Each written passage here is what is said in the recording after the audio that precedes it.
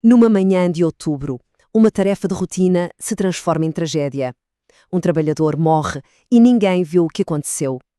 Esta não é só a história de uma queda, é a anatomia de um acidente e a busca pela verdade quando não há testemunhas. Estamos em 2 de outubro de 2023. A equipe da sonda Geosolo está desmontando a estrutura, um trabalho que já fizeram inúmeras vezes. Mas nesse dia, algo dá terrivelmente errado. Essa é a pergunta central da nossa análise de hoje. Sem testemunhas oculares, a investigação vira um quebra-cabeça, onde cada pequena peça de evidência é absolutamente crucial para a gente entender o que realmente aconteceu. Parte 1. Uma queda fatal. Para montar esse quebra-cabeça, a gente precisa primeiro analisar os factos. O que sabemos com certeza sobre o que aconteceu naquela manhã? A linha do tempo dos factos é brutalmente simples.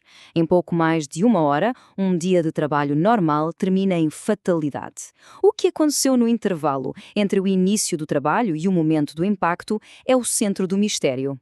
Vamos para a parte 2, 2 teorias, uma tragédia. Sem testemunhas, a investigação rapidamente se divide em 2 explicações muito diferentes para o acidente, apontando para cenários, completamente distintos.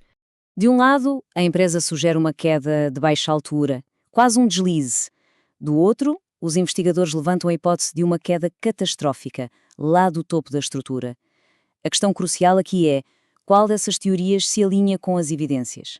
Olhando aqui, a gente entende bem a diferença. À esquerda, a teoria da empresa. Uma queda de menos de 3 metros com uma passarela no caminho. À direita, a teoria dos investigadores. Uma queda livre de quase 20 metros. A física de cada cenário é drasticamente diferente. Os ferimentos reportados pela equipa médica são a primeira grande peça de evidência. E não estamos falando de ferimentos leves, mas de um trauma massivo. Esmagamento do tórax, amputação de um membro e traumatismo craniano. A gravidade dessas lesões é um fator-chave na investigação. Essa é a altura da queda segundo a teoria da empresa. Menos de 3 metros.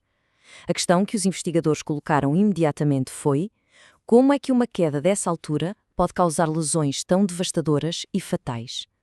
A discrepância é gritante. Agora, a parte 3, sinais de alerta. A investigação descobriu um ponto que muda toda a perspectiva do caso. Este não foi o primeiro incidente envolvendo o trabalhador. Havia um precedente, um sinal de alerta que parece ter sido ignorado. Apenas 6 meses antes da sua morte, o mesmo trabalhador, Orlando de Almeida, sofreu outra queda da mesmíssima altura, resultando num ferimento na cabeça. Esse incidente anterior se torna uma peça fundamental, não só para resolver o mistério da queda, mas para compreender a cultura de segurança da empresa. E aqui, a evidência documental é reveladora. À esquerda, o relatório interno da empresa afirma que foi emitida uma CAT sem afastamento. Mas à direita, o documento do hospital conta uma história diferente. Um pedido de tomografia do crânio e a necessidade de 4 dias de licença. A omissão é clara. O mais alarmante no relatório de investigação do primeiro acidente foi o que não foi questionado. A vítima sofreu um ferimento na cabeça. Onde estava o capacete? Por que ele não o protegeu? A ausência dessas perguntas fundamentais aponta para uma falha sistêmica na abordagem da segurança. Parte 4. As causas raiz. Com esse contexto, a investigação foi além do o quê para focar nos porquês sistémicos que permitiram que esta tragédia acontecesse. O relatório oficial identificou 6 falhas críticas e interligadas. Não se tratou de um único erro, mas de uma cascata de falhas que, em conjunto, criaram as condições para o desastre. A base de tudo foi uma cultura de segurança deficiente. Testemunhos indicaram que a vítima tinha um histórico de não usar EPI, o equipamento de proteção, mas não há evidências de que a gestão tenha intervindo. Comportamentos de risco foram normalizados. Em vez de um manual de operações detalhado, a equipa usava um documento genérico de 2007 de outra empresa.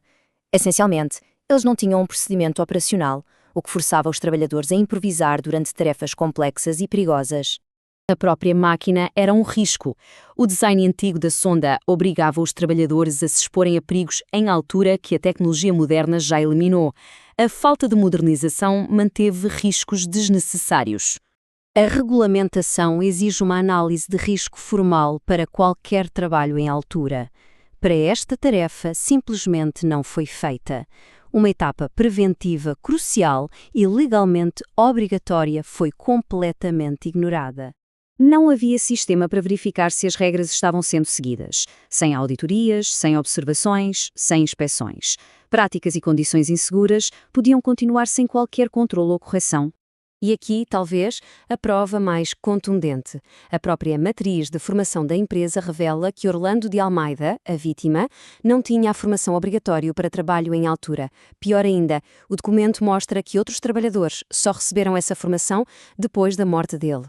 Parte 5. A cultura da culpa. Todas estas falhas nos levam à conclusão da investigação, que aborda uma questão fundamental. A responsabilidade é da vítima ou do sistema? A conclusão do relatório é poderosa. Embora a vítima tenha cometido atos inseguros, esses atos ocorreram dentro de um sistema falho. A investigação transfere o foco da culpa do indivíduo para a cultura de segurança e as falhas de gestão que permitiram que esses atos ocorressem repetidamente.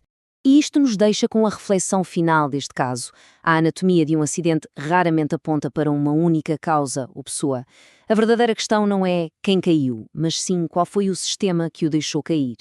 É na compreensão das múltiplas camadas de falhas que encontramos as respostas para evitar que o impensável se torne uma trágica realidade.